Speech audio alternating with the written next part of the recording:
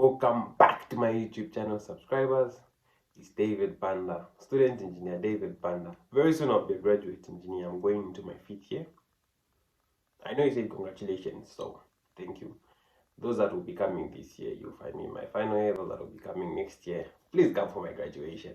If you're not a subscriber, please do as well. You can subscribe, you can like, you can share with a friend who might find this helpful. You can also comment things that you would want to see in a later video or show appreciation for this one. So for those that are wondering why I'm wearing a Mulungushi t-shirt today, I do attachments at Mulungushi University. So today I went for work as a civil engineer. Yeah, work was great. Work was nice. We enjoyed. We are learning a lot of things about the field experience and the industry as well. So if all goes well, we'll be able to graduate class of 2026. It's been a long ride, but anyway, I'm not here to talk about myself. I'm here to make an update video.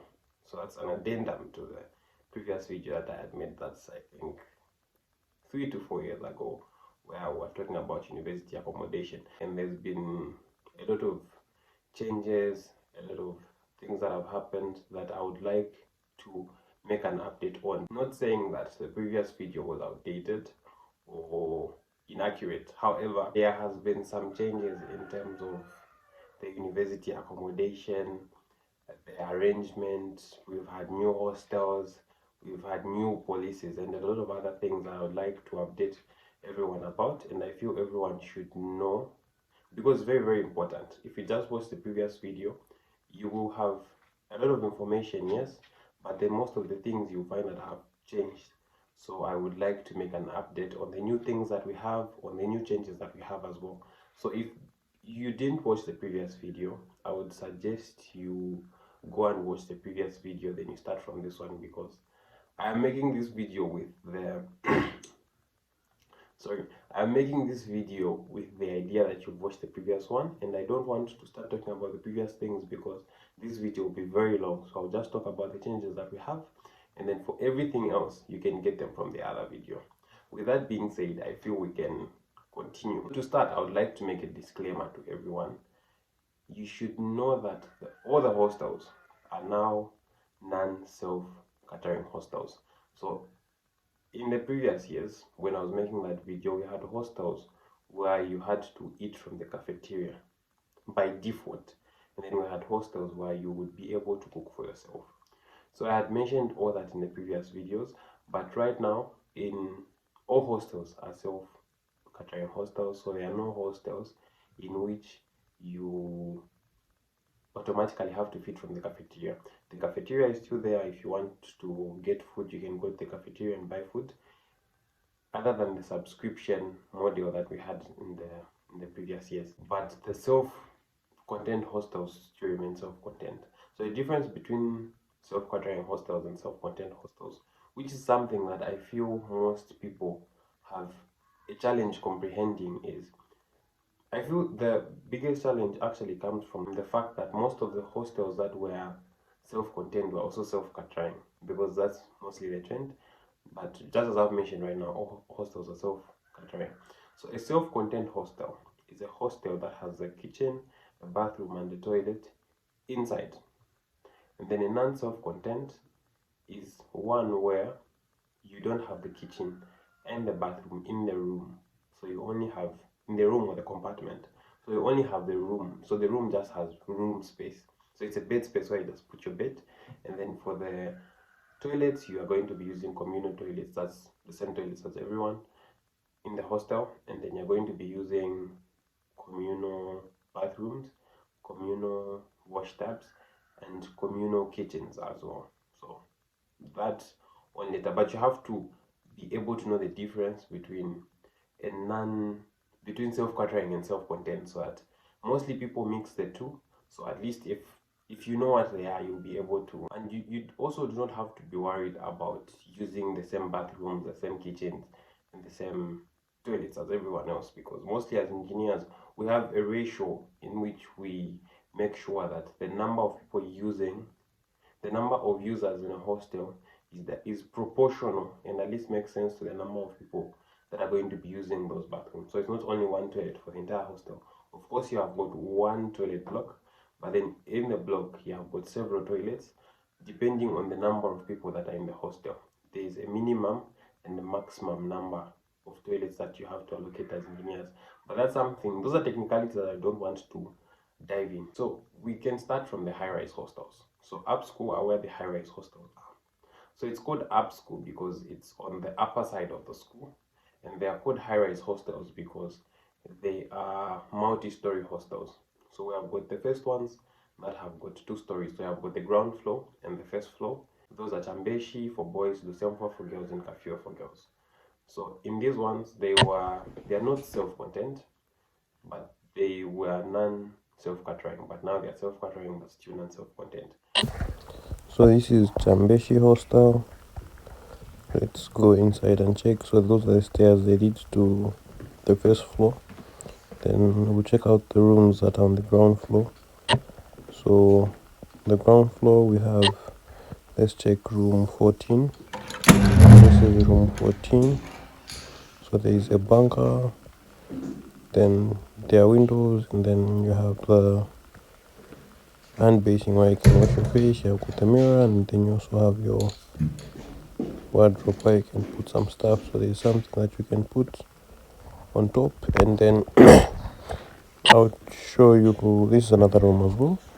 So we have the bunker, and then we have got the sink where you can like wash your face, wash your hands and stuff. Then we have got the closet where you can put your clothes for you and your roommate, of course. Then we have got the toilets. Some toilets come with the showers, some are just toilets and some are just showers. So you have got the toilets and the showers. You have your mirror. So this is more like the ablution block.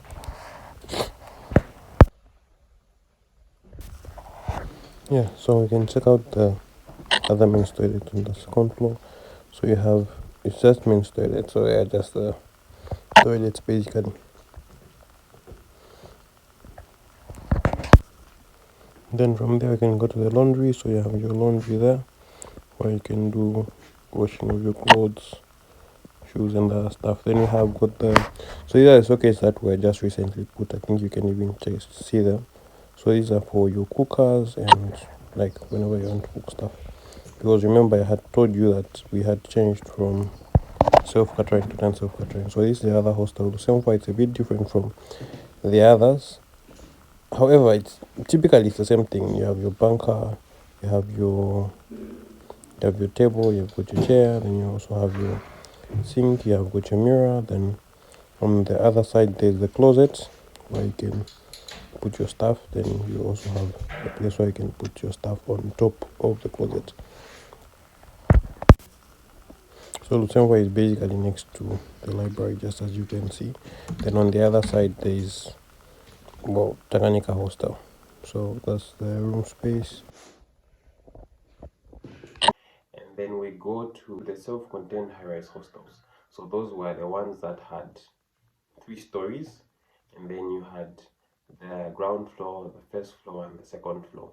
And then those were self-contained. So you had a compartment in, we have a compartment. Let me not use past tense. So you have a compartment in which in each compartment there are 2 rooms. There's 1 bathroom, 1 toilet, and 1 kitchen. So when you just enter, I had narrated everything in the previous video. So when you just enter, to your left and to your right, there's the kitchen and then there's the bathroom. And then you have got 2 doors that are going into each room now. So you have got the compartment. The compartment is taking you into 2 rooms. So in each room, initially we had 2 people. So we had 2, should be single or 3/4 beds. So in each room there were 2 beds, and that would accommodate 2 people. So the change that has been there is that now in each room there are, instead of 2 beds, we are having 2 bunkers. So it's able to accommodate 4 people. So the room space is still big enough for the 4 people. So now in a compartment, instead of having 4, we are having 8. So just as I said in the previous video, the hostel is not specific in terms of gender. So you can have boys in this compartment and girls in this compartment, but since each compartment has a specific gender, the girls use their own bathrooms and they use their own toilets and their own kitchens. So that's been the major change. It was self-catering, and it still continued to be self-catering. Then from Abso, we now move to what I like to call Abso Extension. So it's commonly known as sabbaticals, but I like to call it Abso Extension because it sounds better when you say Abso Extension than sabbaticals. So the sabbatical houses are houses that were, think of a sabbatical house as the sabbaticals as teachers' compounds. So normally a sabbatical house is where workers of an institution stay. So we previously had workers and lecturers there. It was called lectures compound, by the way. It's the other name for sabbaticals. The sabbatical area is the other name for the sabbatical area, lectures compound. So we have lecturers, other workers that work for the institution there. But there are some houses that, for some reason, were turned into spaces that students occupy. So now we have students staying in those houses as university accommodation. So you have, just as I said, from sabbatical 1 all the way to sabbatical 20, should be 29.